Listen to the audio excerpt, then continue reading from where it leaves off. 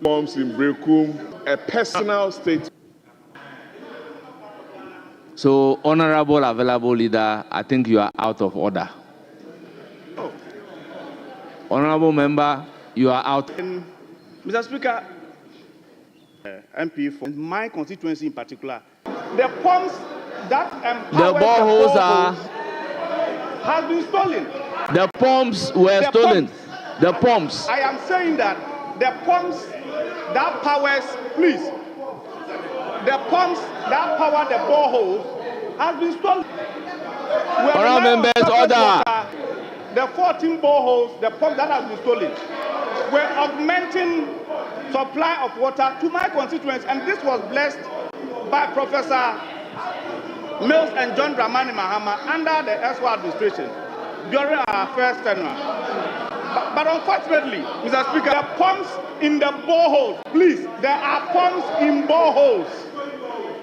And these boreholes that supply us water, the pumps have been stolen. And as we get water today, we are rationing water such that, Mr. Speaker, if you get water today, it must take you 1 week before you get water again. And I seriously associate myself with the Honourable Member for Afajato South that water crisis in this country and some other constituencies across the submission. So the price of the head of a borehole is 15,000 to buy to help. Honourable if you come Member, and complain here, nobody will help you. Honourable Member, if you come and complain here, nobody will help you. Honourable 1,000 does not mean it cannot be easy to buy. It will help him. The sector minister may decide to also help. Honourable Deputy on the floor, in relation to which yes, you are. Mr. Speaker, even though he has ended his submission, this is a house of record, and we are guided. I don't know how a ball. How do you steal a ball? Honourable members, order. Respectfully, I think my other honourable members, Mr. Speaker. Honourable members, I urge all of you to resume your seats. Honourable members, resume your seats. Honourable members, resume your seats. Statement of Honourable Dixon. Honourable Speaker, rising centers. And the second call is a sport to millions of people. Violence. It ceases to be the beautiful game we all love. The events that unfolded before, during, and applicable, but a part of worrying trend of as a posted folk event. Mr. Speaker, in the wake of this, John Ajekum Kufuor constigate the matter and make appropriate recommendations. Mr. Speaker, notwithstanding the far-reaching recommendations made to forestall action. Mr. Speaker, for example, most female referees, Teresa Brea competition between prison claimed, Speaker, against Kumasi Asa, they genitally assaulted in a Division 1 league match in Dabuase in the game against Sky FC. Honourable Speaker, despite all the education, reminders, sensitizations, sanctions aimed at eradicating casualties frequently recorded, Mr. Speaker, the situation calls for urgent action from agencies, clubs, and supporters. There is an urgent need for us to work collectively to eradicate such that our new swung into action. In its first prevent future occurrences, Abu Kofi Adams' desk of the high-profile meeting between the Inspector General of Police and the stakeholders of our game, which produced, I urge Ghana stringent measures. These include enhanced security and conduct, and also every game of football, will accept what. Permit me, no family to remain calm as the Ghana Police Service continue with their investigations to get to the bottom of the matter. Let us all stand together to condemn this act and work together to ensure that our football stadia are safe. Thank you for allowing members. Therefore, members violent in our. Right Honorable Speaker, I rise to contribute to the statement made by the Honorable Member of Parliament for, first of all, extending all things that excite passion and inflames passion within our society.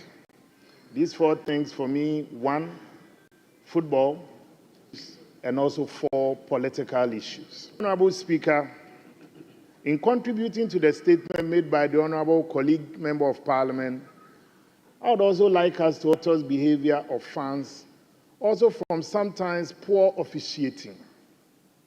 If we cast our mind back to many of the issues around the world, anytime you have these huge disagreements among fans, at the heart of it has been a refereeing decision one way or the other of Ghana and the football administration. I'm saying this because in today's football or to entertain, doing very well and working out the odds on what they intend to achieve at the end of the day. I believe these acts of hooliganism are despicable, and it is about time that we don't just pay lip service to these matters when they are raised, but also get the law enforcement agencies to also enforce the laws.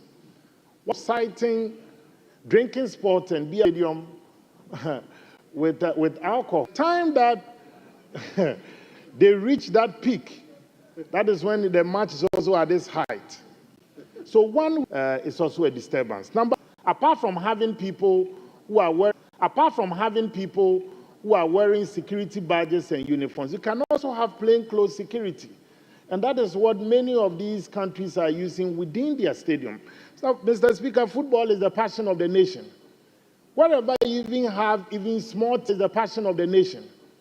Wherever you even have even small teams playing within our communities, you can see that tension is always high. How much more when it has to do with league standings and the position of these teams, or when it has to do with league standings and the position of these teams on kind issues of officiating, Mr. Speaker. Thank you. Honorable.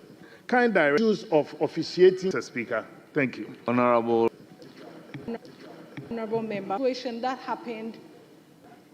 It happened in Insuate, which is my constituency. I would like to extend my different supporters with different and not any match takes place. Football games are well kept personnel, even in addition of these military. If much concentration and monitor the situation well, I don't believe that these things would happen. When this issue happened in my constituency, it called a lot of emergency, because if you look at get an ambulance at this particular situation, and it's rather unfortunate that my good brother, my father, the former MP for Sunyane West, and it's something we shouldn't really I was really worried because wish him well, because it can happen to any. All these matters will point of our members, supporter of find a way to save him as early as possible. Again, Mr. Speaker, I would like to plead with the entire security and medical professionals, as I earlier on made. Happens, so that we'll be able to, when issues that we're supposed to give to them, park or the stadium, I think it will go a long way to help us. Thank you for the opportunity given to me, Mr. Speaker.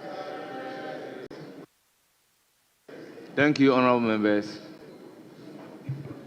Honorable Speaker, it accorded me to make a brief comment on our life. A person was enjoying to unite us, and your team wins. somebody in their lose their life through violence. The Speaker, violence should not be allowed to fester in our society. We must understand that as human beings, so think alike. Because society would be of no fun if you all belong to the same society. There should be diversity in terms of ideas, diversity in terms of belonging to association. That is, we need to condemn it and insist that the investigation into this barbaric acts is expedited so that the culprits will face the full rigors of the law. Indiscipline anywhere is a threat to progress everywhere. And I think that we must come to the realization that Ghana can thrive and be stronger. When I'm a Kotoko fan, Asante Kotoko, and I've been seeing images of this gentleman, Asante Kotoko. He loves the team. The team is in his blood. And he went to support his team and couldn't come back. This is so sad. Sports in this country, to watch football, any sporting activity, we will be there having at the back of our minds that we are saved. The widow and the children should find solace in the bosom of his maker. I also want to plead with our supporters that we should understand that in the game of football or in any sporting activity, we cannot always expect to win. We can win, we can lose. When you win, you thank God and make merry. When you lose, you take it in your strides. And understand that tomorrow, and I know that Asante and will serve as a better lesson. Football and soccer should unite us. Let us educate each other to promote football and sports to bind us and not to kill us, to bring us together and not to separate us. After all, we are the same people. Mr. Speaker, thanks for indulging me, and may the soul of our brother, Puli, other sports-loving persons who have lost their lives in such manners rest in perfect peace. Thank you, Mr. Speaker. Thank you very much, Honorable Azikadong. Speaker, maker of the statement, one too many, Asante Kotoko, that when they disagree, they must take finality to such. I understand the man left behind 6 children. This is a very, very difficult situation for his family. And more serious. The rules of football, playing football on us, what we call parks, licensing the stadia to license host football matches. Let them start. But we go there and not at the football field to be upheld, being threatened because he hit the match. Because he hit the match and he was threatened. So, Mr. Speaker, I would like to call on you to direct the Ministry of Sports to take this matter. In our football stadia, we should not be playing football. And whether you like it or not, football stadia, we should not be playing football. And whether you like it or not, if you do not like, where the protocol may require you to bring over 40 policemen, you are right there and only 2 policemen are there guiding and protecting scores of spectators. The end result is that people die needlessly, and we mustn't die following the passion of football. So, Mr. Speaker, I would like to call on this House to take on the GF for indulging me, except to sanitize football in our country anytime. Leader. Yes, Right Honorable Speaker, for the opportunity made by my brother. It was unfortunate to the expression. Mr. Speaker, the earlier contributors have said various things, and I wish to just add a few things. I want to look at the issue from the point of view of education, sensitization, and capacity building for the various stakeholders. Now, football has rules, and people need to be educated on those rules. As the author of the statement said, you draw or you act. But because of the passion, we have leadership that are playing the football matches, responsibility, and make to prevent some. Ghana Sports, they want to recommend that before matches are played, the various teams will plan the security arrangements for these matches and agree, depending on, we have categorized any other team up. Now, I also think that we have to emphasize on capacity building. We need to trust administrators, the leadership, and everybody, so that as the rules of the game change, we would be abreast with them, and as the referee, whose decisions, he takes a decision, leaders to take, once the decision has been taken by the referee, unless through an appeal or something, you cannot change that decision. And so we will need to do that. Once again, I also want to make a recommendation on the need to have well-resourced medical teams at the various stadiums, the categorization of a particular match, so that in the event that on professionals best by on football, he would help the various stakeholders in finding solutions to this unfortunate incident and make appropriate recommendations. Mr. Speaker, I also want to thank you for the opportunity given to me to make this little contribution towards the unfortunate incident that happened. Thank you very much, Honorable Member. Majority Leader. Thank you very much, Mr. Speaker. Mr. Speaker, I think that as a parliament, we should condemn all football matches. Pleasure, they are for entertainment, lame picker entertainment, enormously to the GDPs of some countries. In Ghana here, weekends, and all these foreign leagues, it is amazing. And when you sit with business people and they have conversations, just where major deals are concluded, it will amaze you. And if you see the extent to which the media has become a major source of risk, where we go and throw stones, where we go planning that as a district, the transport sector will, the women, and so the regional events that they must plan for and make sure that no match results in violence in their municipality, and even encourage those matches to be taking place so you can earn more, and then also you can entertain your people, and then keep to be here to comment on this statement because I had given him some indication, but he has to run back to his ministry to defend his budget because for our economy strategy. Speaker, the Minister for Youth Football from the district to the regional level and at the national level.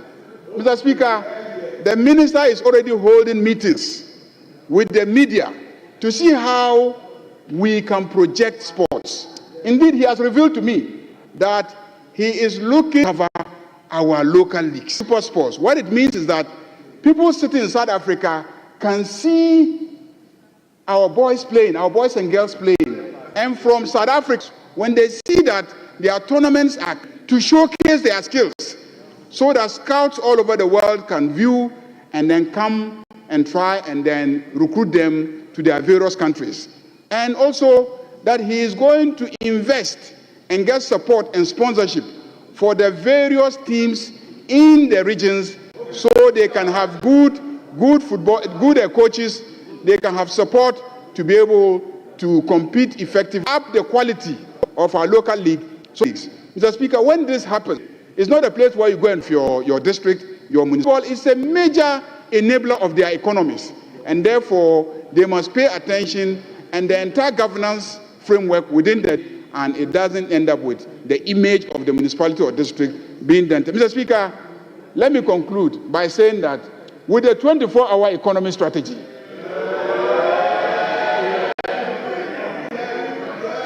football is going to be a major enabler of the 24-hour economy. And very soon we will see it. Very soon, our local league will replace the European leagues.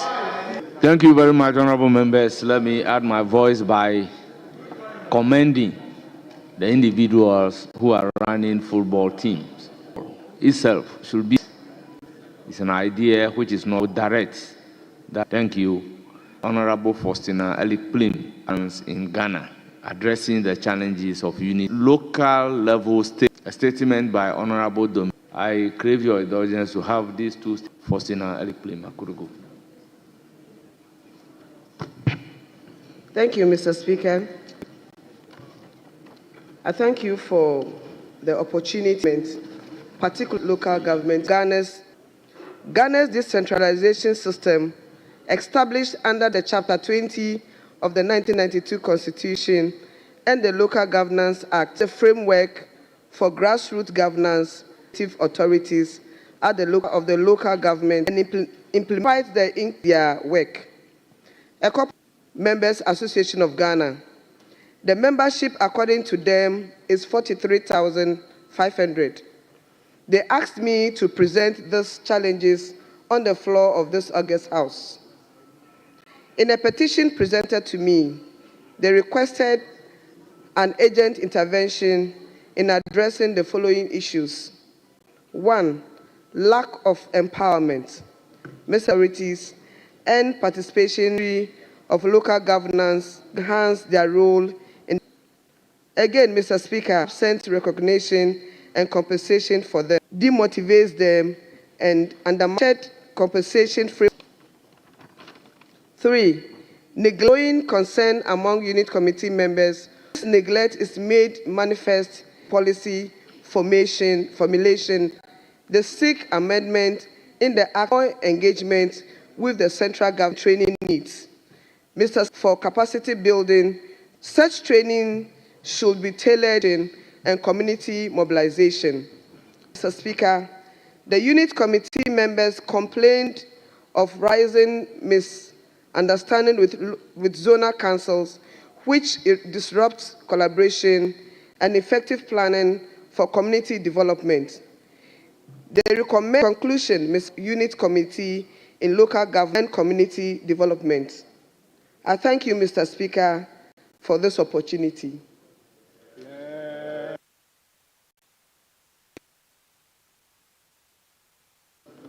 Very well. Honourable members, let me at this juncture also invite Honourable Dominic Napari, MP for Senate East Constituency, to read his statement, which is of the same content. So, Honourable, you have the floor now. Thank you, Mr. Speaker, for the opportunity to make a statement on local level participation in local governance in the district assemblies in Ghana. Mr. Speaker, decentralization and local governance, which is considered an important element of participatory democracy, over the past to be a process of bringing public sector decisions closer to the people in order to empower local communities to actively participate in the prioritization, Mr. Speaker, efficiency at the local level and bring government above that the 1992 Republican put in place be decentralized to enact appropriate laws to ensure central government to local government operationalize this by the past Act 1993 Act 462, which has later replaced 936 with the aim of into one legislation. Mr. Speaker, it is interesting to know that until the promulgation did not have any elaborate provision on participatory governance for citizens' engagement with the district assemblies. This gives rise to the absolute need for petitioners on participatory governance at local level under the new Act. This, I believe, will enable us to achieve the promotion of popular participation in local level decision-making. Mr. Speaker, the crux of the matter is that if decentralization and local governance is for participation and ownership by the local level stakeholders, to what extent do these stakeholders, who have stakes and roles to play, as enshrined in the Local Governance Act 2016, are aware of and play these roles and responsibilities?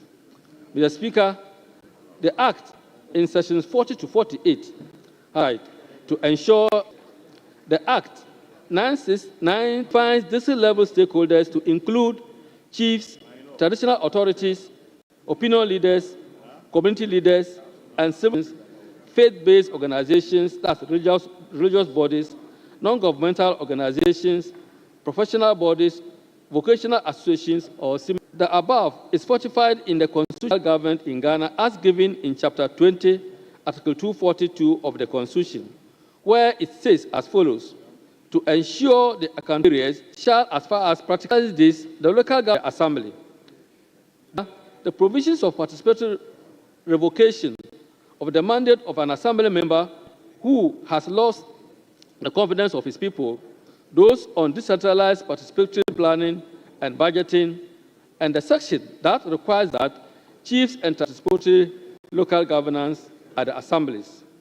Mr. Speaker, Section 41 and 42 of the Act provides the procedure to enable a resident and other local level stakeholders to participate in activities of the district assembly and its substructures, and provide for the participation of local people in the enactment of bylaws and draft fee-fixing resolutions by. It's very important in increasing internally generated funds for local development at assemblies. But unfortunately, Mr. Speaker, local government in the determination of how much will reduce the assembly's cost of sensitization and education on citizens' tax obligations. I think this will also an increased revenue generation for local development at the district assemblies. Mr. Speaker, information and technology-based platforms are among the many town hall meetings, budget preparation, procurement awards, and other important issues of stakeholder involvement and participation. To report on stakeholder participation in this will ensure that this is curious to know that even before Section 47 of the Local Governance Act 2016, information, it is strange, Mr. the general public, so important that the Act in Section 48 has compelled district assemblies to observe the following principles: A, protection of marginalized national or social origin, gender, birth, descent, or other status. B, equality of treatment of marginalized and minority threats or acts of discrimination, hostility, violence, and abuse as a result of their ethnic, cultural, religious, and other identity groups to ensure their enjoyment of equal rights with the rest of the population. E, respect for and promotion of the identity and characteristics of, and G, promotion of effective participation of marginalized groups in public and political life. Mr. Speaker, if these assemblies were to implement effective actions, an issue would have been improved, and the government, both the local people and the district assemblies, need to work together to rebuild and strengthen this relationship. By this, the citizens need to be more active. The provisions must be an engagement that is more deliberative and which can be understood as a right in itself to call for certain the Ministry of, particularly on social media, who are also advocacy on participatory stakeholder participation and participatory governance and their responsiveness to each opportunity. I think we've made up so many statements. So if you are bringing your statement, please make it a bit brief, not more than 2. Yours is, I think this morning we discussed it at the president. The whips, please ensure that the statement received from members are at least not more than 2 pages so that we can accommodate more. Yes.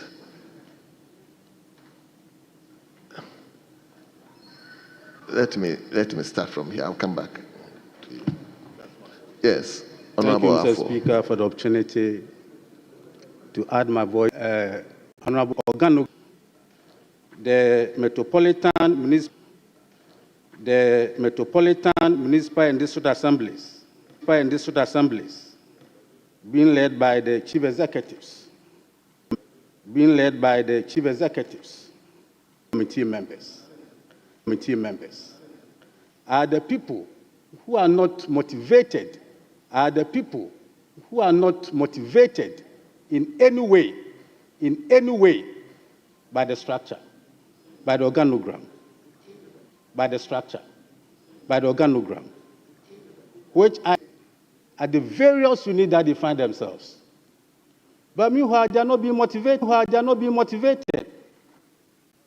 And even adding to the assembly members, 30 kilometers, 50 Ghana cedis. 30 kilometers, 50 Ghana cedis. As the Speaker, it's something we have to look into it. We need to do so much about to make sure that they increase their district metropolitan. So that they well. Thank you, Mr. Speaker, for the Thank you, Mr. Speaker, for the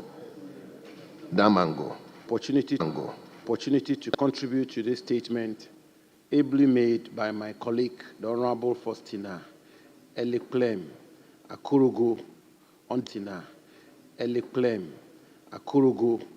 on deepening local governance in Ghana. Mr. Speaker, this is a very important subject, and indeed, it is just as well that the honorable member has brought it on the floor of Parliament. Since the President, Municipal and District Chief Executives, which has become. But when you look at it critically, we really do not practice decentralization, and we are not deepening local governance, in our country. The administration of common fund, as it was originally conceived, Mr. Speaker, was to have a common fund, which will be the fund where we will tap into to resource district assemblies,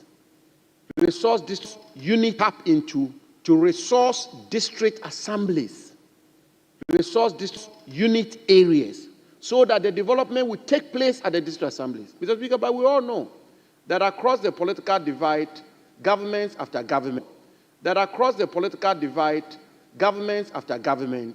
the common fund, which is government structures, is mostly centralized, where procurements are done at the center and then payments are done directly from the common fund. Need them. Nobody asks any question. Mr. Speaker, if you go to my constituency of Damango, the needs of my constituency of Damango, Mr. Speaker, will be different from the needs of the constituency of, say, Zibila or somewhere, or Famina, indeed. Mr. Speaker, which is why, if you allow me, the story is told of an NGO which built a borehole in the center of a village and believed that they had built a borehole to alleviate the sufferings of the women, so that the women will not trek long distances to fetch water. Only for the women to abandon the borehole and continue to go down the stream to fetch the water, and so on and so forth.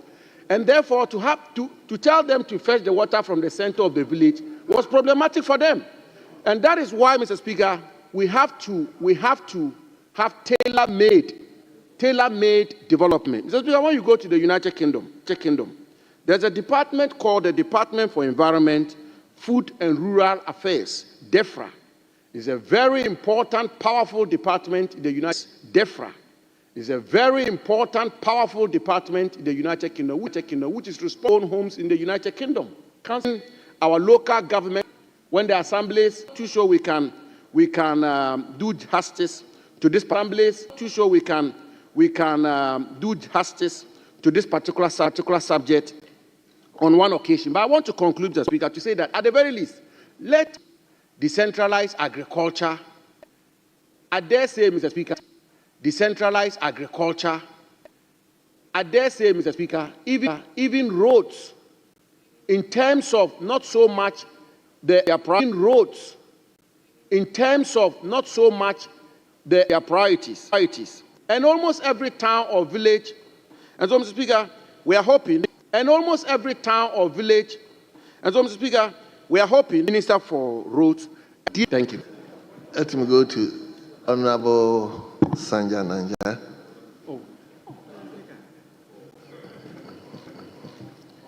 Mr. Speaker, statements that are ably made by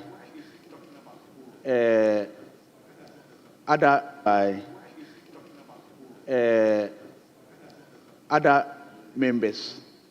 It's a good way. Regulations acceptable, effective, and efficient. Objective of Ghana's decentralization was to enhance citizen participation in governance. The locals are not district level turnout for district level elections has always been very, very low. In some instances, we get up to the Mr. Speaker, give the Speaker don't have interest in elections. For instance, sometimes apart from the assembly members, the 5 members, unit committee members, some electoral are interested in it. And the lower structures also are not given the capacity to function. The percentage, the assemblies I know are supposed to cede some percentages to the percentages of their revenue to the low to them. And how do we expect them? You invite citizens to come and participate much to be desired. The citizens and do their own thing. So, Mr. Speaker, I think we have to sensitize the people. We have to do more publicity, especially during the elections time, the district level elections. The publicity comment on the statement.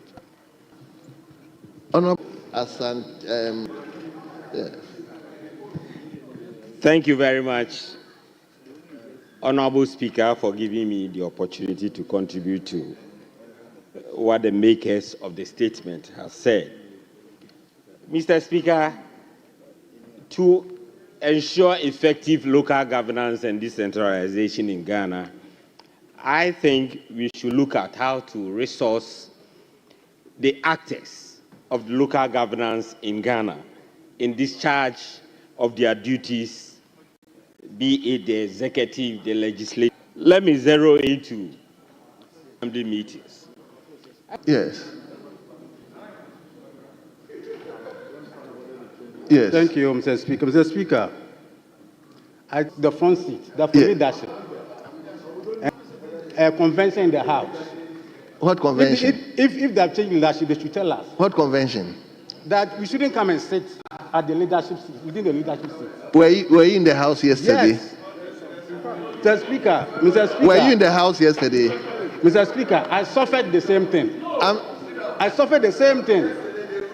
Honorable member, the mere fact is, thank you, leaders. But honorable member, yesterday I think we delved into this. Your issue came up, and the first deputy speaker ruled.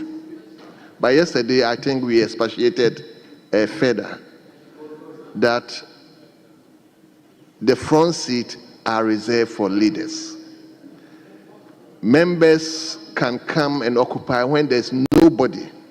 So we normally term them as available leaders. But please, allow me to explain.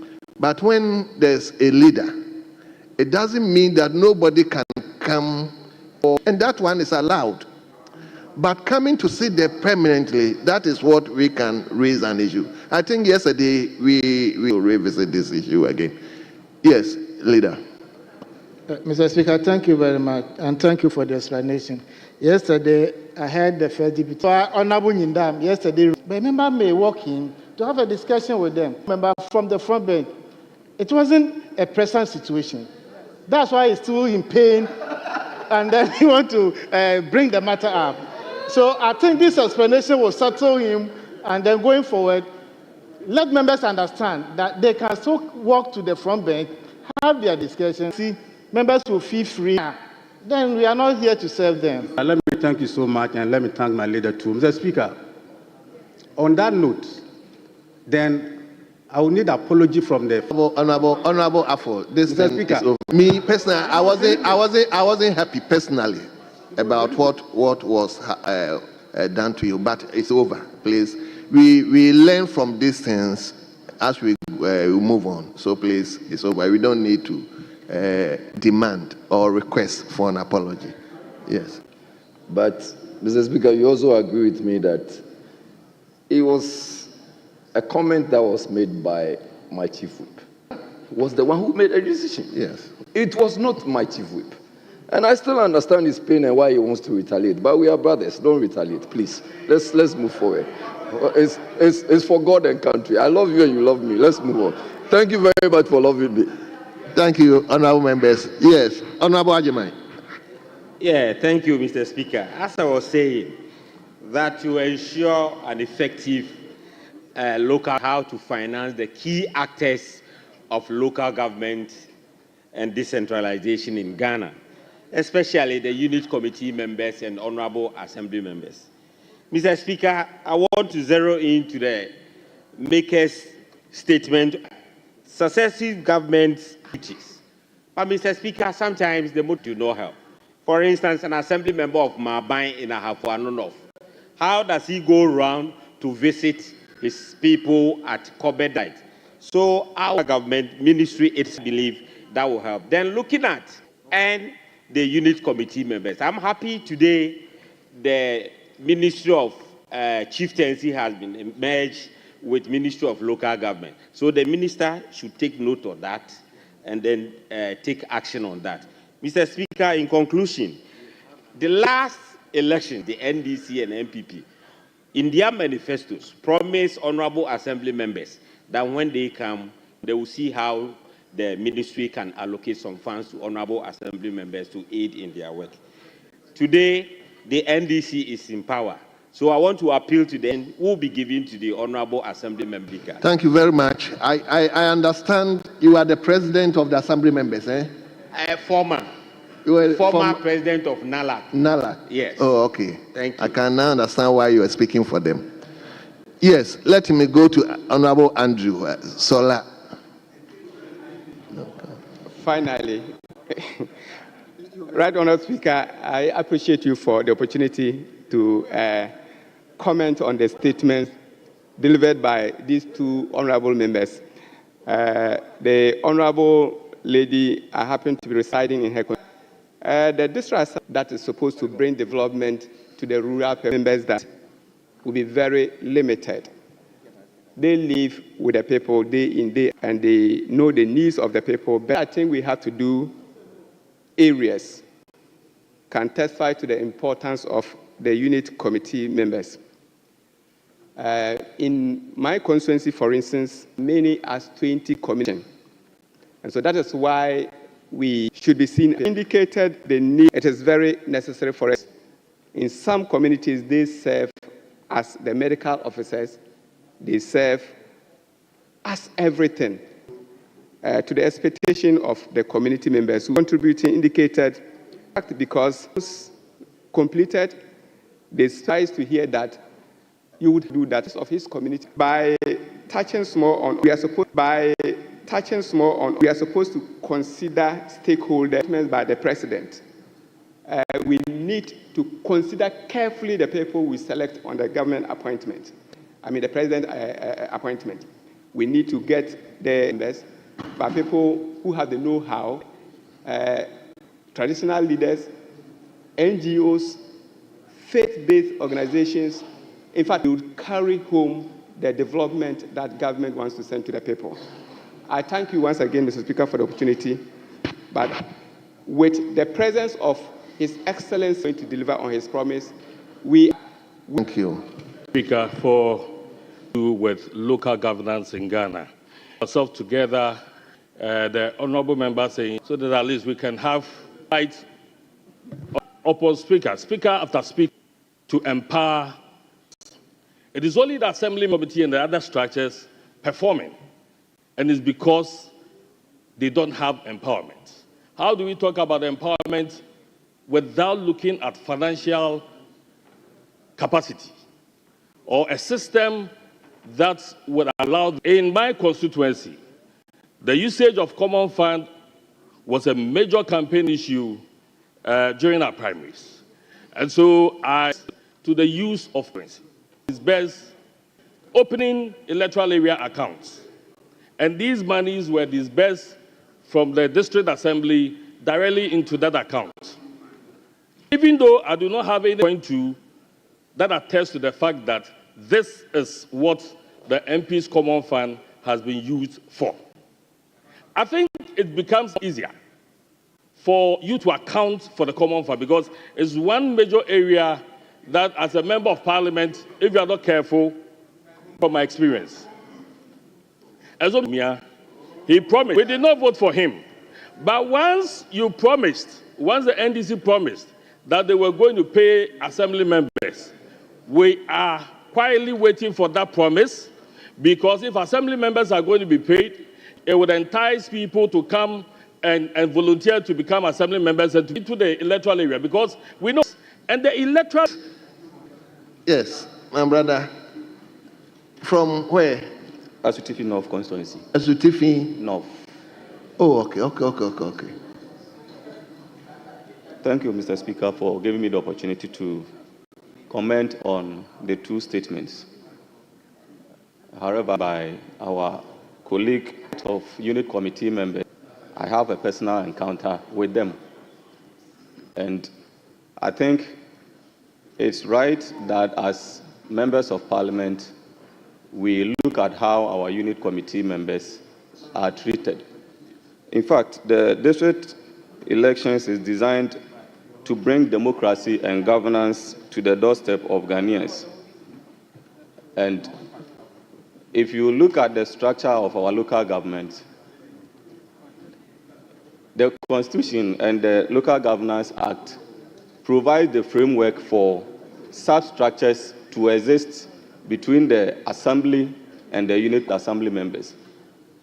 They are 10 unit committee members. Majority numbers in terms of this unit committee and for them to determine members at the focal point for local engagement. If you look at the functions of the unit committee, Mr. Speaker, you realize enumerate and keep records of all rateable that the assembly can generate IGF. But in the disbursement or the usage of this IGF, the unit committee member, that we look at how getting near to even go to the various look at this and yes. Oh, thank you, Mr. Speaker. Mr. Speaker, do I have the floor? Thank you, Mr. Speaker, made by Mr. Speaker, is pretending to be working. Mr. Speaker, how much do we send to the assemblies? They cannot actually, how do we fund the assemblies? I'm talking as a former district chief executive, Mr. Speaker. There were times you sit in the assembly for 3 months, you can't even get money to buy monitoring.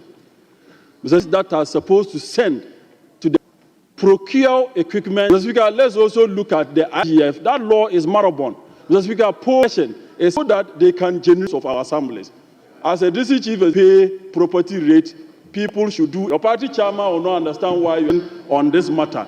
very good statement so that we can discuss it and make serious recommendations. Particularly the Common Fund Secretariat, they should stop deducting monies that are at least sending the assembly. When you know the cost of a unit classroom, 3-time Common Fund is released, we should be of chief's compound, construction of payment or allocation for the they just use it for over the period. So indeed, you didn't take your time. Mr. Speaker, I know that he is somebody who has been in the local government committee for quite some time, and all the observations stated the maker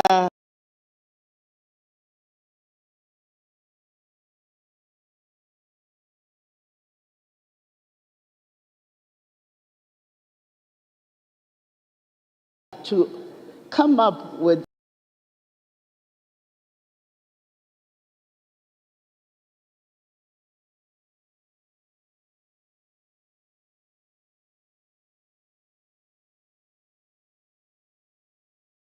system.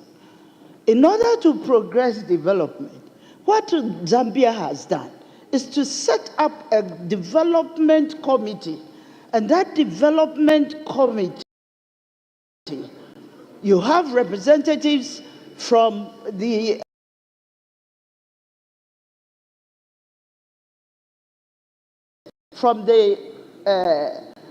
district assembly executive, you have a representative from the MP of the area, you have representatives who are stakeholders, who come together, plan what has to be done within the municipality.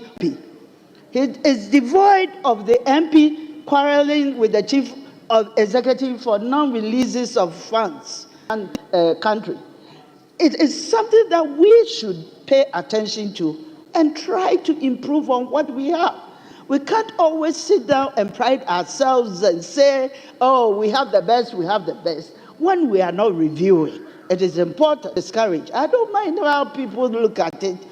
Please, they work within a very small area where they are the monitors of how the communities are developing. Any cost to bags and subscribe faster than we are doing.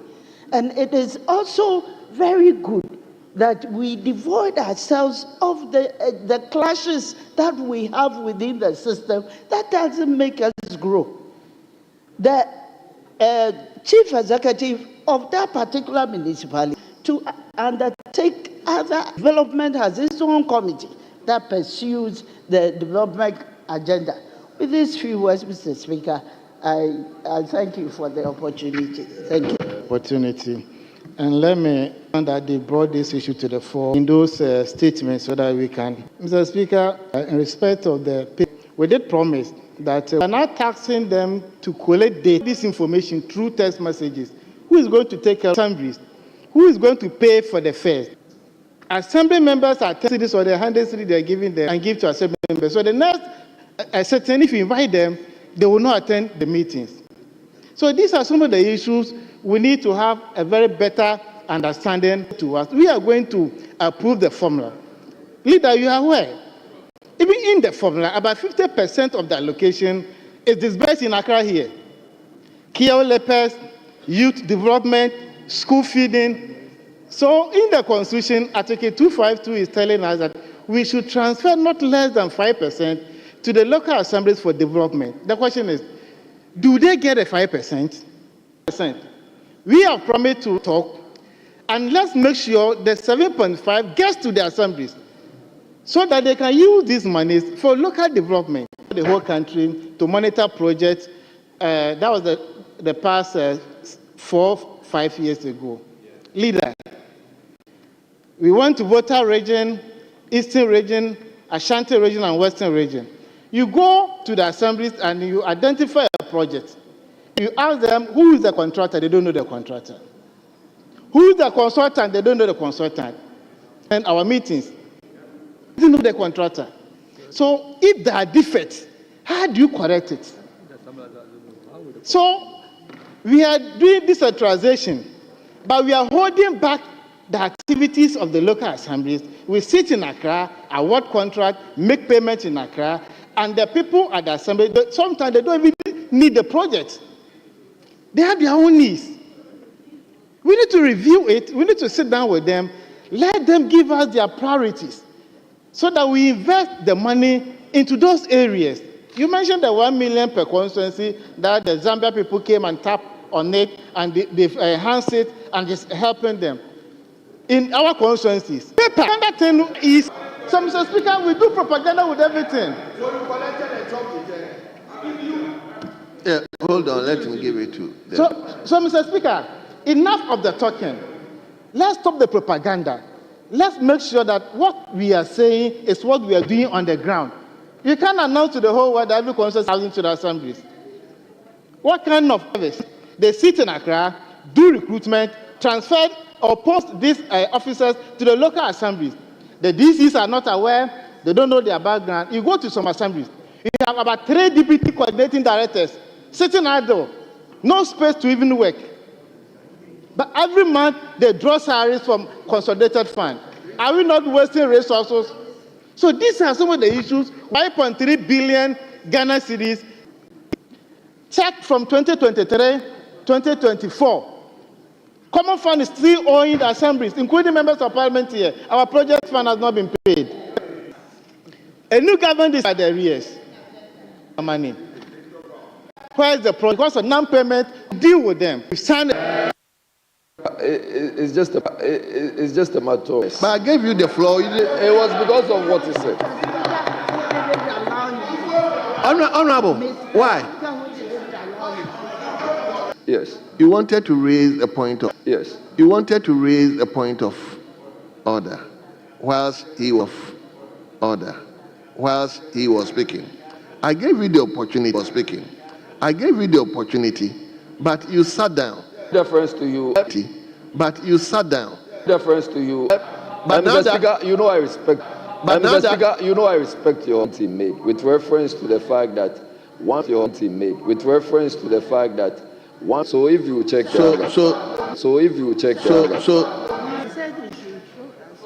into account, they are given to the agencies that work, and when contractors are done with that work.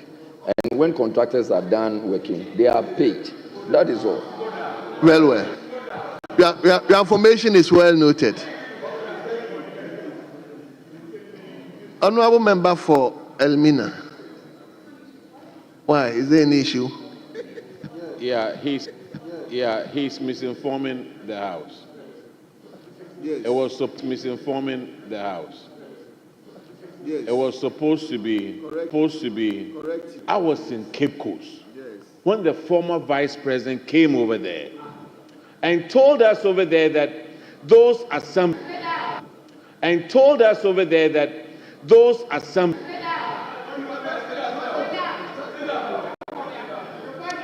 Mr. Speaker, the vice president is not here. I think this that let's take the next statement.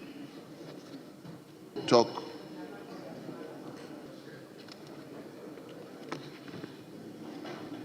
You are going to talk on education at a crossroad. Education at a crossroad. Safeguarding progress in Ghana's education. Let me acknowledge children from Amasaman. They are Visila International School.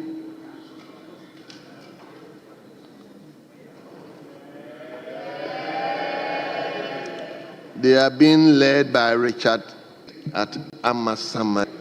Yes. MP. Yes. We are happy to see you here. I believe you are monitoring and studying what is going on here. We want you to study and study it well. Your uncles, your aunts, your fathers, if you are no more here, you come and take over from us. Right? So study hard, them well, on behalf of the House. Yes. Thank you very much. Yes, Honorable Safua, let's hear you.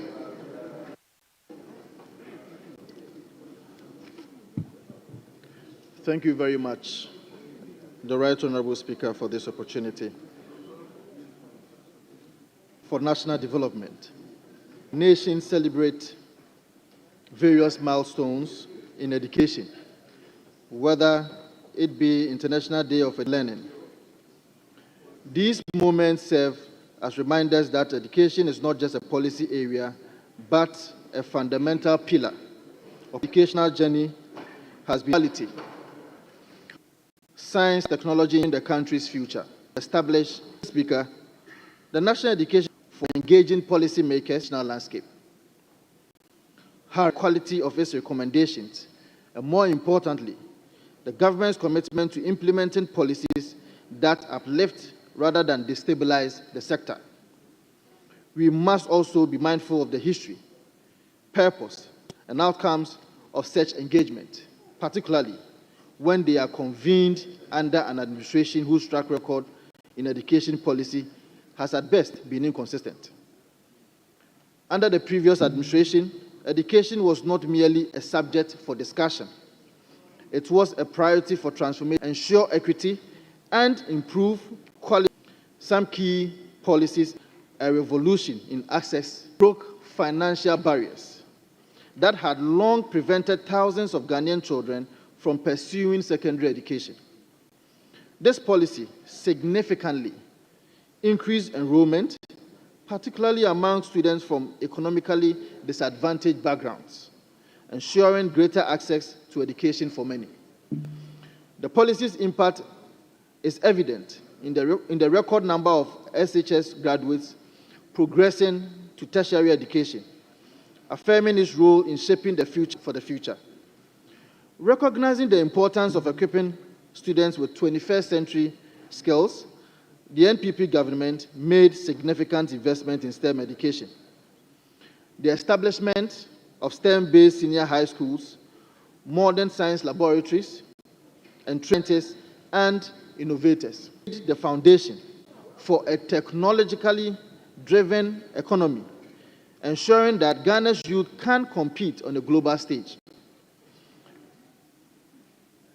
The government established the Ghana TVET service to improve the management centers of excellence were built, positioned school infrastructure, new classroom blocks, dormitories, and science laboratories were constructed across various secondary schools. The government introduced the national standardized. The policy ensures early intervention for struggling students and provides data-driven solutions for improving literacy and numeracy. Mr. Speaker, the government must honor review leading to cost sharing that undermines accessibility. Reduce investment in STEM education, which would slow Ghana's progress in technology and innovation. Weaken TVET reforms, reversing the strides made in equipping the youth imperative. The House, Mr. Speaker, will vigilantly monitor the proceedings and outcomes of this forum. We will hold this government accountable for any decision that threatens our future, especially the future of our students, teachers, and the broader education sector. The people of Ghana will not foresight to use this forum as a backdoor to undo the transformative educational policies of the NPP will be met with firm resistance. Thank you so much, Mr. Speaker, for the opportunity granted me.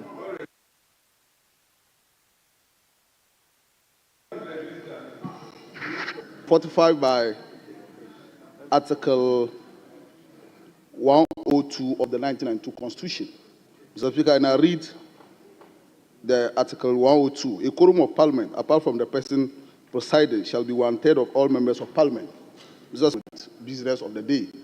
So I want to plead with you so that we can adjourn the House till tomorrow. Thank you very much. Raise column. I'll ask table to ring the bell. Whilst he's ringing the bell, I'll invite Minister for Lands and Natural Resources to read. We'll discuss it together because a column.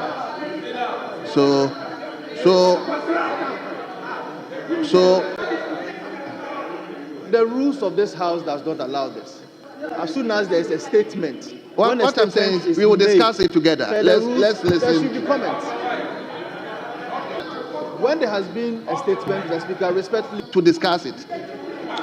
Thank you, Right Honourable Speaker. Honourable Mahama, I'll give you time to make your contribution. Let's listen to him. Thank you. I'll give you time to. Thank you, Right Honourable Speaker. Here to water bodies. Honourable Speaker, thank you for the opportunity to address this august House on the pressing issues facing our nation, particularly the devastating effects on our precious forests and water bodies. I stand before you today not only to provide an update on their situation, seeking to address this national emergency. I'm also here, Honourable Speaker, to solicit the unwavering support of the battle for one individual in solution. Around 8 million hectares of this are designated as commission. These include 288 forest reserves and 21 protected areas scattered across the country. As we know, our forests and wildlife resources have long been major contributors to Ghana's economic development. They provide formal and informal employment, sustainable livelihood, offer rich biodiversity for ecotourism, and generate foreign exchange through timber exports. Beyond their economic value, our forests play a critical role in clean parts of climate change. About the importance of forests to our ecosystem and well-being, Ghana's forests continue to be under serious threat of deforestation and forest degradation due to factors known to all of us. Ghana is currently faced with mining activities. This situation has assumed crisis proportions with their national security, and that out of the 288 forest reserves that I have mentioned, a whopping 44 of these forest reserves are under serious stress, has been devastated. And to put it puterially, about 7,000 standard football fields is what I'm talking about. That has been devastated. 7,500 football fields gone. Here, in the Western region especially, they are elevators, making it extremely sophisticated. Mr. Speaker, this is very important. These illegal farming and the coastal western basin systems, the southwestern basin system is most impacted. The river southwestern basin system is most impacted. The rivers that form the southwestern basins are the Ankobra, Ghana Water Company, 500 NTU, between 5,000 and 12,000 NTU. 5,000 and 12,000 NTU. The Ghana Water Company has had to shut down some treatment plants, cyanide treatment plants. Cyanide, utterly unacceptable. Utterly unacceptable. This is on comes out of our forest reserve. It is President Mahama's better agenda to address this. The intention is to strengthen our regulatory and law enforcement regime and get the buy-in of stakeholders on measures being pursued. And all the stakeholders must include our traditional authorities, municipal district authorities, civil society groups, judiciary, and here we will talk about legal mining. It's not very encouraging. Out of over 800, the number we had for people who have been persecuted was less than 40. And so we need to look at that area as well. This is the reason why I'm here today, Right Honourable Speaker. Levels, including all political, we have to collectively fight this. The Speaker, another short-term measure is that I inaugurated a licensing regime for water bodies. And our committee is expected to submit its report by the end of the month. The Speaker, we are also collaborating with the Ministry of Environment, Science and Technology and actively discussing modalities for revoking LI 2462 to establish a more responsible legal Mr. Speaker, initiative. This ambitious illegal mining and other drivers of deforestation into ecologically functional landscapes. We intend to promote sustainable forest management, conservation, and reforestation to combat diversity loss, water pollution, climate change, and environmental degradation, threats that now pose an existential threat to our very existence. We recognize that many young people turn to illegal mining due to lack of sustainable employment opportunities. As part of our long-term strategy, we are also exploring a lot of other alternative, sustainable livelihoods to reduce dependence on galamsey and other illegal mining activities. Mr. Speaker, I conclude with a heartfelt appeal to all against galamsey. Let us, in future generations, to safeguard our environment and secure a sustainable future for our beloved nation. The time. Honorable Mahama. Colleague, honorable member for Old Tafo, and a member raised an issue with quorum.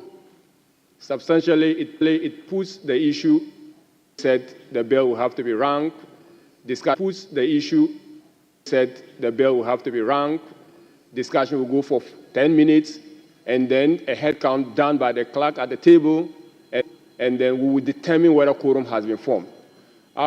Without risk of, and then we will determine whether quorum has been formed. Without risk of, Mr. Speaker, I don't want to risk a discussion. Mr. Speaker, I don't want to risk a discussion that would. You to comment on that statement. Why? Would you to comment on that statement? Why? Do you have the right?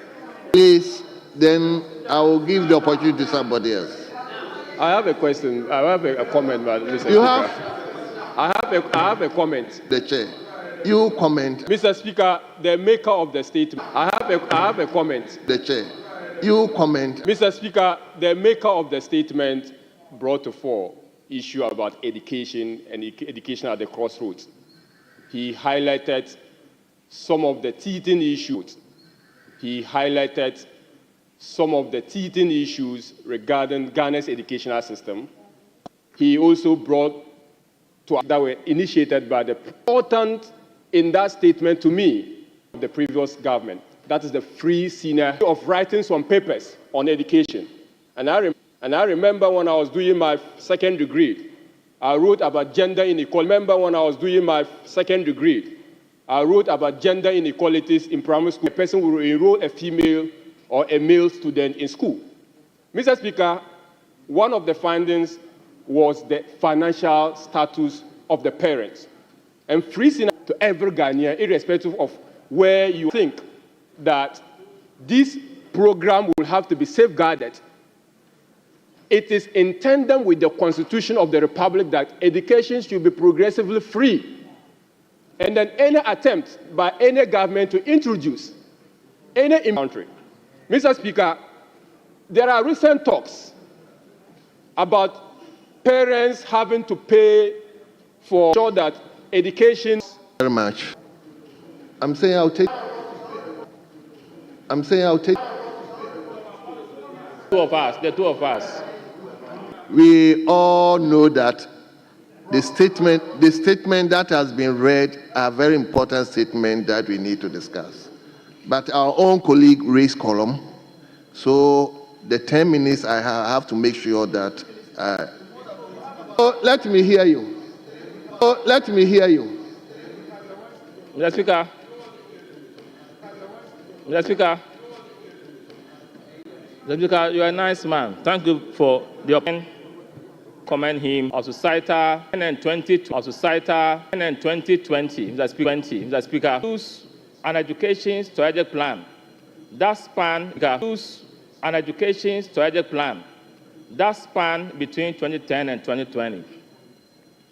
When the NPP took over, it was ending in the year 2020. It was ending in the year 2028. I was examining, and where there are weaknesses, then they can revise those weaknesses so that we move forward. For me, that is how we need to proceed as a country. We don't have to proceed as a country. We don't have to reinvent the wheel. Mr. Speaker, if you look at the document we have right now, that was overseen by Dr. Matabuku Pempe and Dr. Ose Yao Aduchum. It is a comprehensive plan. In the year 2017, we did what we call the education sector analysis based on some of these documents. And we came out with, based on some of these documents, and we came out with gaps in those existing. We were able to introduce the free technical education intervention. The point I'm making is that through the gaps, we realized that technical education was a way that we need to. This government is please give me a second to just conclude. And the idea is to come up, respect me. I'm your friend. I'm your friend. Mr. Speaker, I know how nice you do. The current education minister, I know him. I know that he is capable and will do right. But I would just advise him as a very good friend to look at the innovative interventions that we roll out and just add on to it. Thank you. And that will benefit this country Thank and you. our children. Thank you so much. I hope initially you said you wouldn't contribute. Yes, I want to finish that one, then I come to you again. Colleague, this time, Speaker, these have done it, and Ghana can do same. Using 50,000 engineers, moved it up from 50,000 to 200,000, and now they have 800,000. The purpose of education is a system that moves us from point A to B in terms of socioeconomic transformation. Education must be done in such a way that we are meeting requirements that Uncle Akufo-Addo was able to do in education. When we realized that we've always said that in the universities, we are going to produce 60% of our graduates are STEM-related, 12 points, they move from one level to the other. That is what led us to the innovation of pre-engineering programs. As I speak with you, UMAT has been able to create a pre-engineering program. This year, over 300 students were admitted. This innovation is working. We have model junior high schools focused on STEM.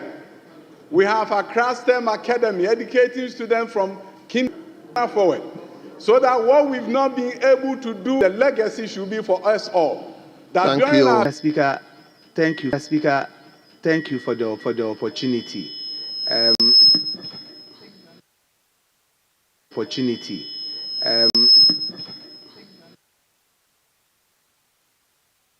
wanted to.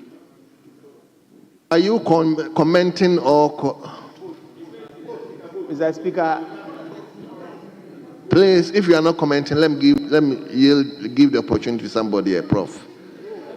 Yeah. Because I think we've already gone past that. Yes, honourable member for Bolbam, responsible for the same. Yes, honourable member for Bolbam, responsible for the same. Mr. Speaker, I'm grateful for this opportunity. Mr. Speaker, let me thank the Honourable Minister of Lands and Natural Resources for a very brilliant. Mr. Speaker, I'm not thanking him just for the statement, but I'm also thanking him for the speed at which he has started his work. Speed be a thing of the past. Mr. Speaker, these problems that we are all faced with are problems that have been there for a very long time. But we must get them resolved at a point.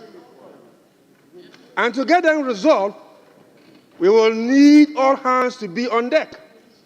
And that's exactly what he's doing. He's calling for stakeholder engagement. He's calling for other political parties to come on board. He's calling on MMDC. I dove my cap for you, my honor, insolvent search. And they decided in his statement, as we on to, if you like, illegal mining. Mr. Speaker, again, if you read the records, you read the reports everywhere, Ghana Water Company is suffering.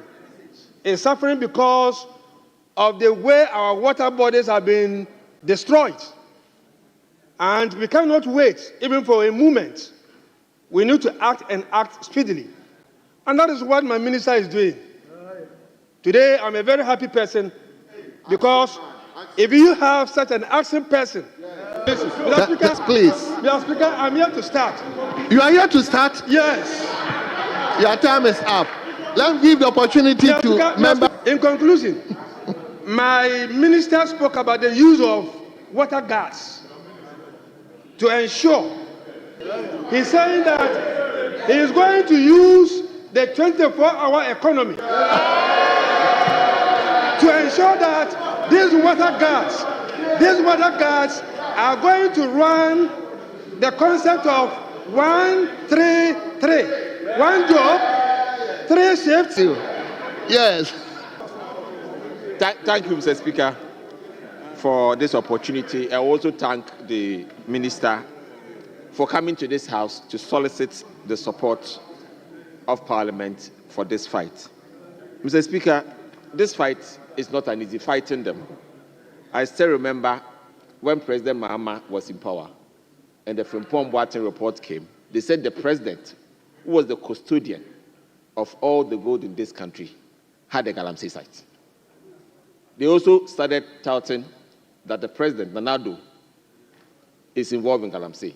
The minister for lands. Mr. Speaker. Honorable member, please. I want us. Resume your seat. Mr. Hold on. Honorable member, please, came with a statement. Our duty, we don't have to comment in such a way that you degenerate into something else. Oh, Mr. So Speaker, please, I still remember for the journalists against Galamsey sent a message to the Minister for Lands, and it was passed on to me to go and fight a Galamsey site, recorded on tape. And he said that honorable members should be guided, that this will come with a lot of challenge. Mr. Speaker, because the water we drink, we all buy them from outside and drink them. So if the water is destroyed, it affects all of us. Of setting up a committee, but I want to promise him, any licensing regime that start and stop in Accra will not solve this problem, because where all the mining sites are. But we know that in the law, we have the district mining committees, where the chief is a member, the district police commander is a member, of small-scale miners assists and top it up, because it's in the district. Otherwise, we are going to have, in fact, by the time soldiers even move into the district, the Galamseyers, they have been informed and they ran away. In fact, when we were fighting it in those days, when we go in the morning, they are not there. In the afternoon, they are not there. When you go back the next morning, you realize that he has also made mention of the river gas. And I believe that is a good thing. In fact, we trained a lot of river gas. We only deployed them for a few periods because of morality issues. Because along the lines, what we realized was that those fighting Galamsey, from the police to the army to immigration, that now that we have, if we can, the rivers. Thank so you. That we can use that to check the river gas and also to check the Galamsey. Thank you so much. Mr. Speaker, with these few words, I believe Thank you. It is time we Thank support you. him. Yeah, I realize that so many. Indeed, I'm guided by, or I'm also guided by the fact that of what was presented. I am not going to talk about Galamsey. The part that over. Yes, my brother, let me hear you.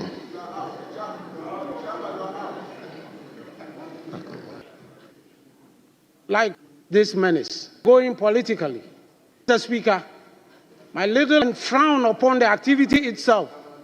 We cannot curb it because it is us who are admitting the very people there. A job, they would find every means effort to pull out. Can give you a typical example. The youth you see in the trenches there, muddying the waters, most of them might have come from Afram Plains North. Because they have the experience of the waters, and because they have nothing to do in their constituencies, and nothing is good, the young ones who go inside to turn it over again. I urge us all, both all the ministry, youth, sports, agric, lands, to come together, environment, and withdraw the youth from the sites. Then we can know the masters who put the youth there. That is only when we can stop Galamsey from our... Thank you very much. The Minister National Security issue. Executive, all in our communities are seriously trading off cocoa farms for the Galamsey menace to continue there. Mr. Speaker, why would they do that? It's because of our quest for money.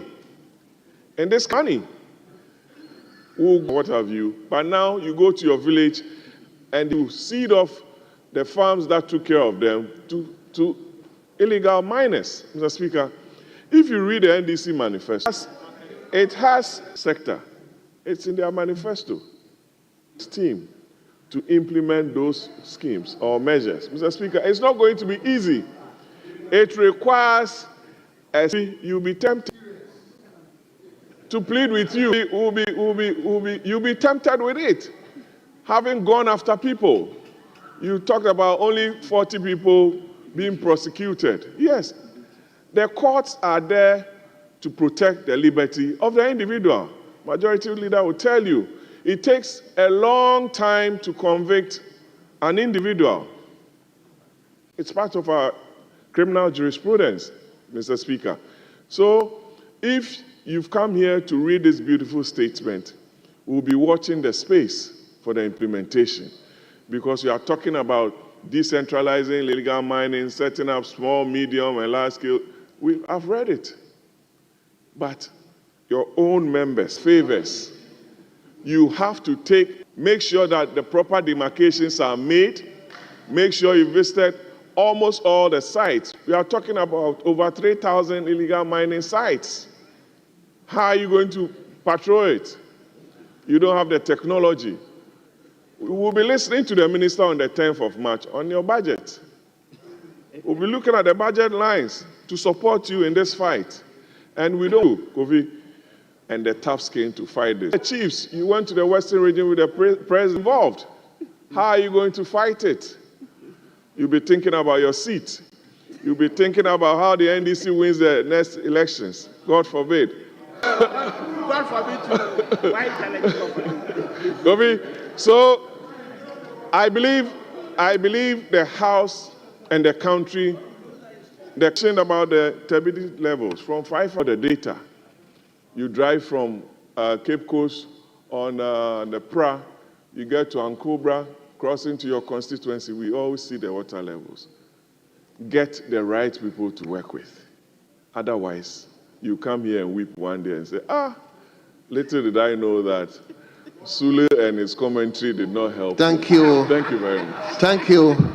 Thank you, the platform. I hope you wouldn't make unnecessary. So let's hear you. Thank you very much, Mr. Speaker. Your eye.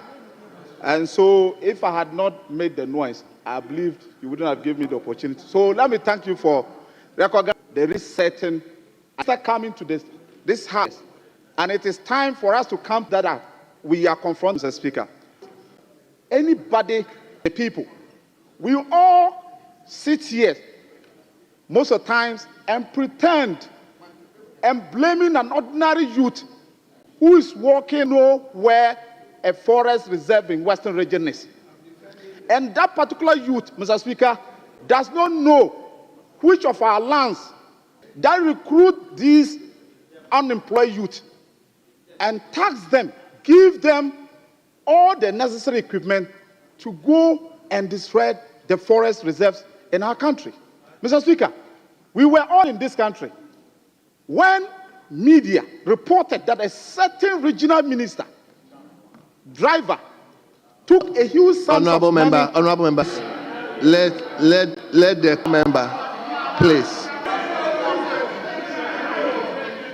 Okay, conclude. Thank you very much. Thank you very much, Mr. Speaker. We were all in this country when the media reported that a certain regional minister, huge sums of money, millions of cedis, now former regional minister, that is where, but when we dance around the issues and rather try to blame innocent youth who are looking for employment. Mr. Speaker, I would want to see the members of Parliament, thank you. Our chiefs, the district chief executives, so that we all come together thank you very much. This as a national issue and address it. I'm just concluding. Class, including the new patriotic parties, 88 members of Parliament. They should join us. This time around, 87, now 87. This time around, Mr. Speaker, we have a very humble minister who is in charge of the sector, who is ready to listen to the solution that we will give Honourable members, for the opportunity. Our comment, please. Let's make our comment. When he say now we have, you see him. Let's do it. Deal with certain comment that will throw away the goodies of the statement. Please. Yes, Takwa. Oh, sorry. Honorable Marty Yundam. Mr. Speaker, thank you very much for. Please, Mr. Speaker, thank you, right, Honorable Speaker. I'll give you the opportunity, please. I'll give you the opportunity to speak. You give me yes, Honorable. Thank you, right, Honorable Speaker, for the opportunity. Mr. Speaker, we all agree that Galamsey is an enemy to all of us. It's an enemy to this country. And for that matter, if we are condemning it, we must all come together as a country, as a nation, to condemn. Say it's an enemy to all of us. Regime, this has happened, that nobody can dodge PP2. So I expected that minister would have made his statement without giving any room for any of us to punch into that particular hole. I remember, and I know he comes under 91 to give a statement.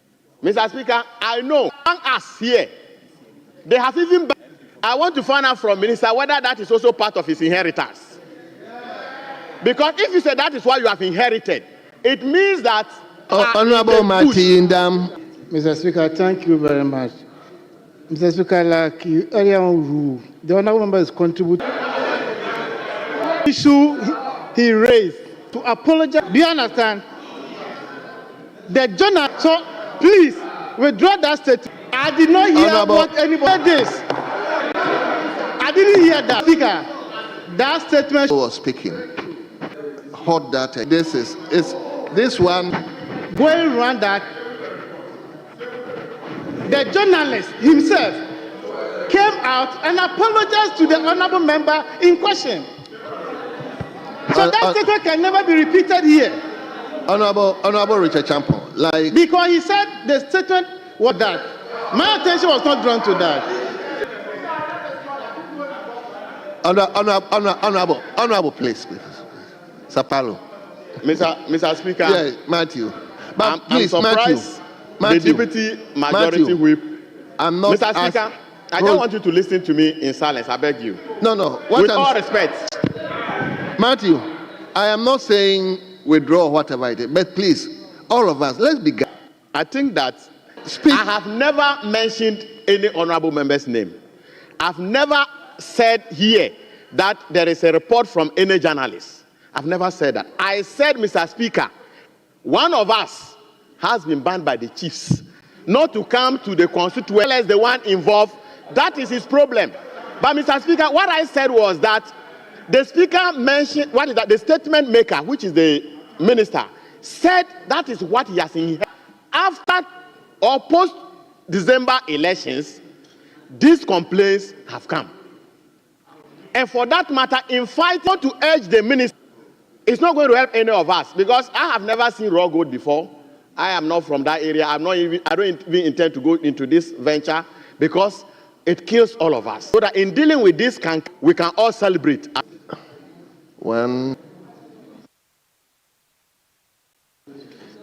Thank you very much, Right Honourable Speaker, for the opportunity to contribute to the statement ably made by the Honourable Minister for Lands and Natural Resources on the state of Ghana's forest reserves and water bodies. Mr. Speaker, indeed, this is a very important statement, and it couldn't have come at a better time.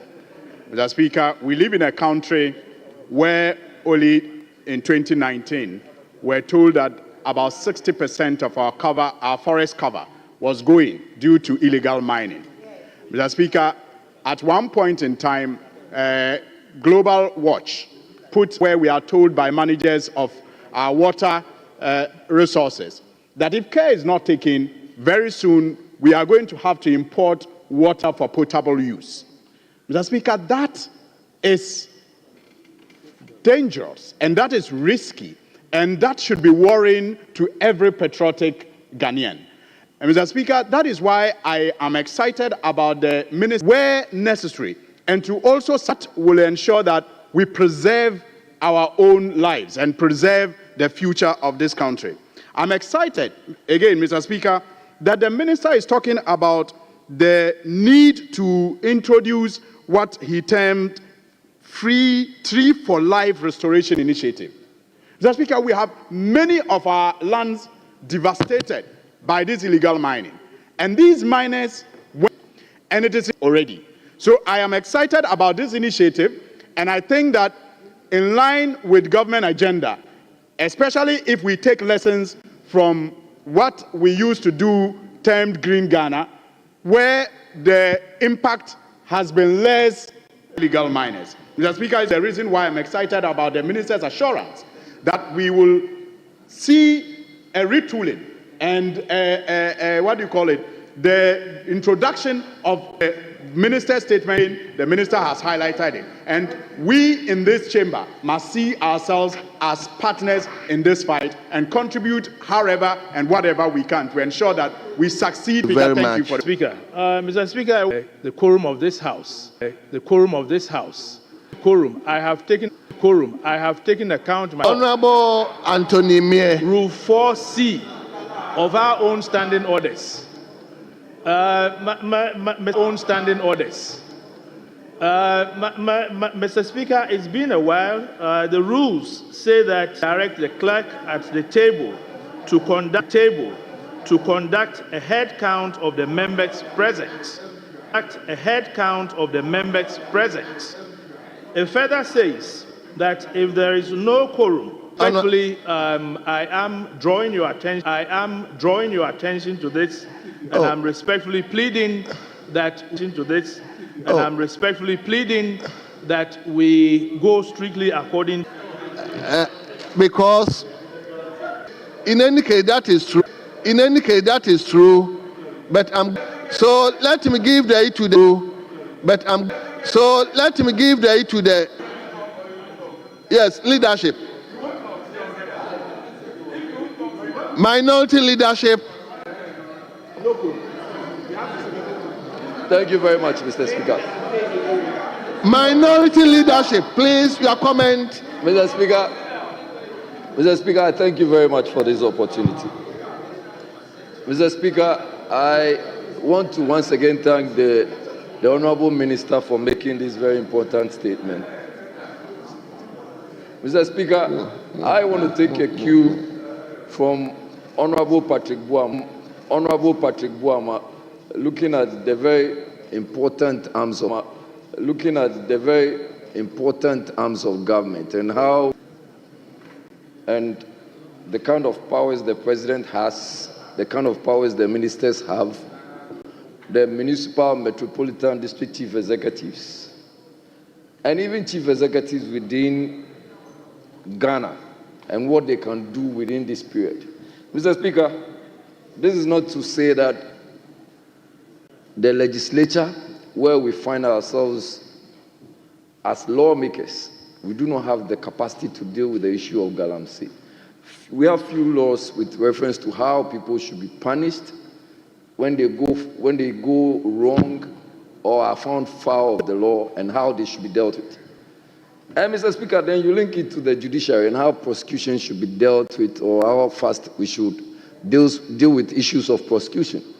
But Mr. Speaker, if on our own, even within this chamber, a leap, you could see the passion on the face of the minister when he was delivering his statement. But do we even see that beyond members?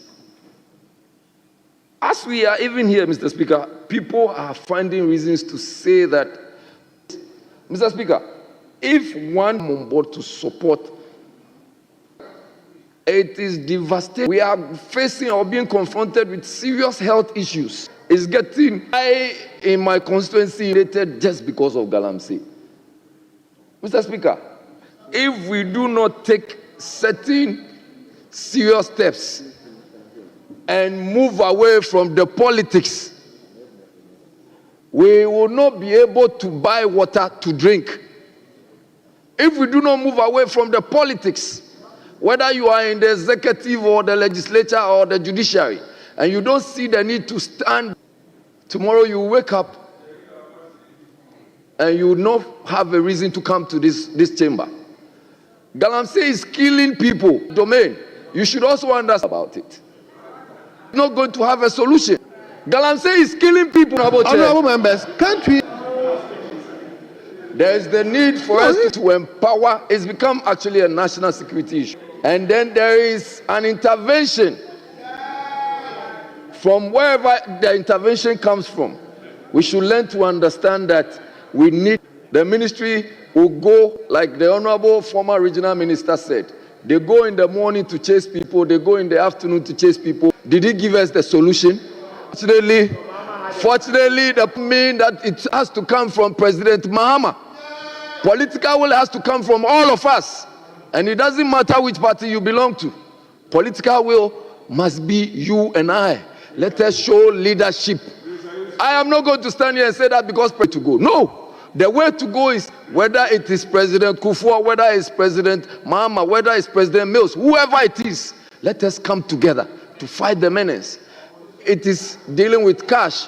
A lot of youth unemployment can be resolved when we have taken care of galamsey. A lot of health issues can be resolved when we have taken care of galamsey. If you do not want to take care of galamsey, it is up to you. Maybe so much. Must all thank to make this a seat at that ministry. And I'm about the galamsey menace and has already put together a set of ideas regarding how that can be done. The minister approached me and has already scheduled a conference of members of parliament to meet and discuss galamsey or small-scale illegal mining in our various constituencies so that together we can fashion out a solution to the problem. Because it is a problem that confronts all of us, and it's a problem that all of us to resolve this problem. And this minister appreciates that and has organized this conference. And so I urge all sides of the House to attend the conference, all to honestly declare parliamentarians provide who in their excavators were there and earn something and go back to them. Don't look at where you fell. Problem. We must look at. We must invest in irrigation in the north. We must invest in large-scale commercial farms in the north, so that when they have alternative livelihoods, they will not be tempted to come and be carrying pans from. The solution to the problem does not lie only at the Ministry of Lands and Natural Resources. The solution to the problem lies in oil and industry. These ministries need to up their games and create the alternative livelihoods that will attract these young people instead of wanting to go and engage in the risky business of galamsey. Mr. Speaker, I went to some sites as Minister for Environment, and you will see them dig a hole in forest reserves, and they used to attract small boys and deceive them that they had enhanced their spiritual, powers, and encourage those children to go deep down the holes and go and dig and come out with material for them to go and process. These children were basically primary school children. They had abandoned their families, they had abandoned their schooling, and they were now engaged in this very risky business. And then they created shanty communities around them, where they used plastic bags and created homes for themselves. Mr. Speaker, it was deplorable to see things like that. So it is a real problem. But Mr. Speaker, I see the problem as a crisis of law and order. If we just followed it and implemented it, it will deal significantly with the problem. What are the provisions, Mr. Speaker? When people hear that there is gold anywhere, whether it is in America or Australia or in Europe, in this chamber, by the time you go back and come back tomorrow morning, you will see some people who will come and find ways and means of digging underneath this chamber to extract over the period in history. Is to legalize gold mining. So the Minerals and Mining Law says that the minister, is that okay, when he identifies an area that could become a small-scale gold mining site, he should so designate it as a small-scale gold mining site. When he designates it as a small-scale gold mining site, it gives the regulatory authorities the power. Went there, and I didn't see my EPA officers. EPA officers were not there. When I asked about why are you not here helping them to do it properly, they said because it's an illegal activity, we at EPA cannot come and be supervising them. So when the minister designates it as a small scale and also provide them with technical support as to how to do it properly. The same time, the EPA will monitor the purchase of mercury and the use of mercury at that location. And then if we can rate it, what makes you think that I cannot use the services of the EPA? What makes you think that I cannot use the services of a proper mining engineer as fast as possible? So this is what is driving them. It's not that they cannot make the investments to legalize it. And some of them even told me that they make payments to come and do reclamation 8 years ago. And we marshal of pollution of our water bodies. So if our water bodies are polluted to this extent, we as a country must appreciate that mining in water bodies is totally unacceptable, and we must stop it. And we have the capacity to stop it, because every river passes through a political district, and that political district has a district security committee. There is a district police station there with police officers. Some of them, then they fall within a region with a regional police security committee. And some of them fall in regions that even have military bases. I think so far across the country, in almost every region, there is some military base or the other. So I cannot understand how the Ghana Armed Forces, the military, will convince me that they don't have the capacity to police our water bodies. That is the point. The point is, there is an allegation, there's a claim. Mr. Speaker, and that is where political commitment and the commitment of all of us come into play. And so, Mr. Speaker, let me thank the maker of the statement.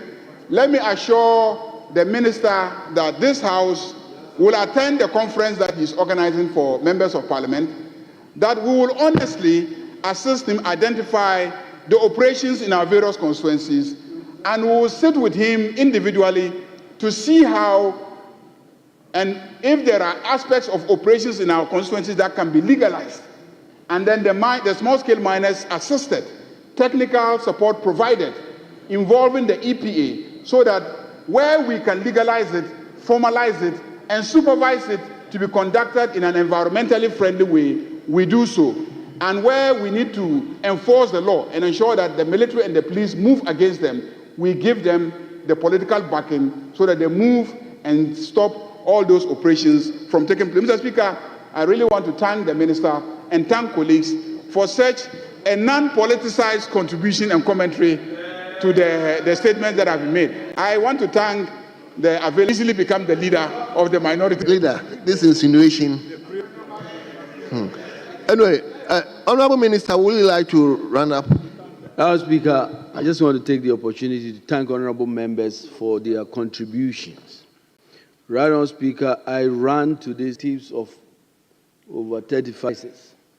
At one point that we have numbers about the seriousness of the situation. Jerry was speaking because us as a country must stop at the water's edge, because this is now about life and death. It's about the future of our country.